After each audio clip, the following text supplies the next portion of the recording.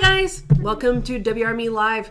It is the Friday before Thanksgiving, and I have a lot of stuff to do. Mommy, I don't cook. I got cheesecakes to make, lazy cheesecakes, not real ones. Pumpkin pies. I got to move the turkeys to the fridge. Just all sorts of stuff. I was smart, and I'm going to pay someone to come clean my house this year. I heard that on the radio. People the other day was talking about how many people would pay to have somebody clean their house after Thanksgiving. I have a menagerie. I have so many cats and human hair and children and a dog that it's just to accommodate all the people with so many allergies. Mm-hmm. Like, for instance, she's allergic to cats. If I had enough notice, I'd deep clean that house just so she'd be more comfortable in my house. The last thing I want is for them to come and expect to have a good time, and because of something that could have been minimized, I couldn't minimize it. But your child always saved me. Oh no, grab the cat. You're allergic. Because she thinks the cat has to be on me for me to have a problem. It's funny. And especially Willie, he's a pudding of a cat. He's built like a corgi, just this chunk. And clearly keeping it away from you is saving you. But then they'll come around and be like, cat? And you're just like, they're there. They're there. Which usually I just double up on my allergy meds when I know I'm going to be around them. But anyway, off topic. Office is going to be closed. Yes. All day Wednesday of next week through the following Sunday. Might as well take an extra day to get some more of that stuff done around the house before Thanksgiving. I have 3. I have 1 on Thanksgiving and then 2 on Saturday. Well, see, and that's another thing you need to consider. If you have an offer in on a house or you're getting close to closing, when we working around the holidays. Oh, God. Title companies close, lenders, companies underwrite, and some close inconsistently. For instance, we have a title company that closes every Friday after Thanksgiving, but there's a couple out there that are open. Yes. And so, cool, if that's an available option for you and you do want to move over Thanksgiving break, this can't do it this close to closing. I'm sorry, you can't do it. Move title companies in 1 week. Right. But going into the future, if you're hoping to close around Christmas, that's something to research and be like, okay, I want to close by Christmas or this day that's really close to Christmas or New Year's. Let's find out what title companies open. And talk to your lender too, or the bank you're using. Find out if they can do it, especially if it's like a 30-day close. You can't always close in 30 days. But another important thing with title companies is if you cannot go into the title company for health reasons, if you live in another state and haven't moved here yet or whatever reason, you got to do what's called a remote closing. Mm-hmm. They have to mail that out, and it either mails out to you and you got to find a notary, or it can take it to a title company with a sister title company or a title company they have. You got to make those arrangements. So in order for that to happen, there's other things that have to happen first. So you got to let them know as soon as possible so they can make those arrangements. And that does include if you're just traveling, like, cool, you want to come back and immediately start moving after you visit your family in Vermont during Christmas. You might have to be signing those documents in Vermont. You need to think about that now so you can tell your realtor no and be like, I'm going to be in Vermont on the day that we are scheduled to close. I still want to close.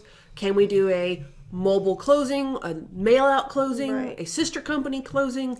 And that way, the more time we have, the better time we are to find the best solution we can. Or there's also the situation where you have a seller. The seller's moving. They have to be moved because of date by this job. Mm-hmm. Title companies sometimes can have stuff ready. If they're aware, they can go in and sign a temporary power of attorney so your agent, your realtor, can sign a final few things with them. And the power of attorney is very specific. So it's like just these documents for this transaction. And that way, I didn't just give Barbara Sue, my realtor, power to decide if I want a DNR or not. No, it's specific. So it's not giving away your first one. And you'd still know. So most of the time, the only things left to sign are the final HUD Alta statement, which is just the numbers. Most of the times those don't change, but if there is, you as the buyer or you as the seller are aware in advance before me or another agent signs. Yep. it's very well disclosed or emailed out so you know of any changes. And I've also had to do that for buyers. The buyers, we get a package sent to them, they sign. But because buyers in a mail-out situation have to sign before, sometimes it happens. So a temporary power of attorney. So if there is any little changes, you know, a penny missed here or a dollar was wrong or something, when it's changed, it doesn't delay everything to have something sent back out to you. Yep. The agent can do it at the title company for you on your behalf with you knowing. And there's usually a document that you sign at whatever point you're signing is that says, I agree to come back in if something gets missed. And that's just disclosing that we're humans, things happen. Or there's an error or whatever. Or an error. It wouldn't be the first time that they thought they'd given us a document and we didn't get that document, and they double-checked their stuff and went, oh, we need this document. And they just call you or contact you and go, hey, can you just pop in and sign this?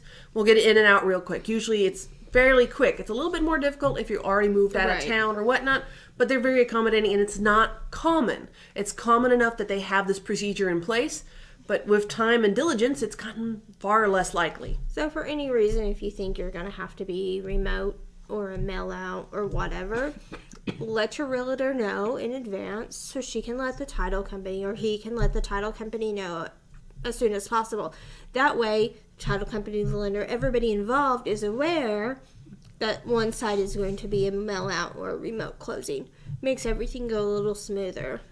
Oh, and as a buyer or seller, you can tell your agent that you would prefer to close at a title company closer to either where you live or where the property is.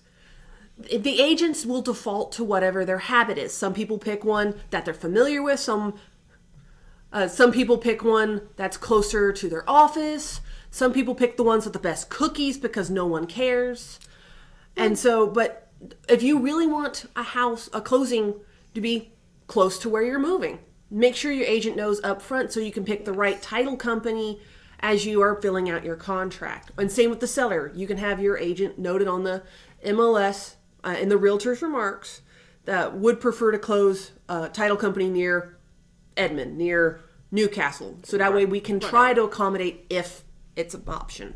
But sometimes we'll recommend one based on the type of transaction. Very much so. If it's a HUD homes, certain type of investor loans do better at certain types. Then, for instance, commercial, there's very few offices that... Or if there's short sale or any type of... Sometimes you have to use the lenders, or not the lender, the bank's title company. Sometimes you don't. So most agents are familiar with title companies or closers that are more familiar with that. And some, for instance, in the case of REO, real estate owned, which means bank-owned properties, only a certain amount of title companies, certain banks require title companies to have certain criteria and meet certain qualifications. And so they'll normally list it on the MLS. You have to use this particular one. Which is multiple listing service. That's what we use. Oh, sorry. Yes. And it goes... And that way, they had to be specially qualified to handle that stuff or get approved by the bank. Even if nothing was really special, they had to be qualified to handle that process. So even if it's not convenient or not the one you would have chose, it's that way for a reason, even if we don't understand it. So, all right, ask questions. Let us know. Ask questions. Make mistakes. Well, don't make the mistakes. We've learned things. You hire us because we've already been there and watched all this happen and learned from our mentors and their mentors. If it's a new situation, like something we haven't dealt with before, we're going to be diligent and find out and make sure, because we want to make sure these transactions go as smooth as possible for you. Yep, and that's our job. We have no problem researching and finding the right answer and the best answer and our best options for you. That's what we do. And got any questions, comments? You can message, email, comment, Facebook email, Messenger, whatever. And then next week we won't be here because we'll be enjoying family time. So we will see you guys in December. Yep, and hopefully y'all have a wonderful week. Yep, and a great Thanksgiving. Bye. Bye.